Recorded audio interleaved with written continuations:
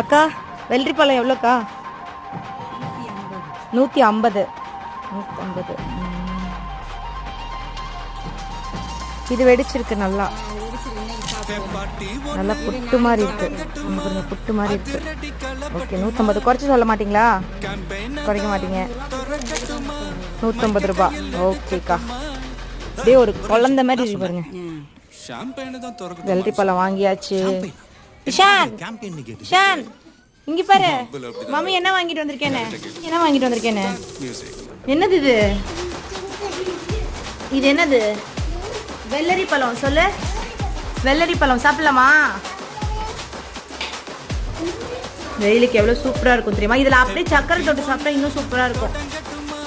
என்ன இழுத்து சாப்பிட்டு இருக்க?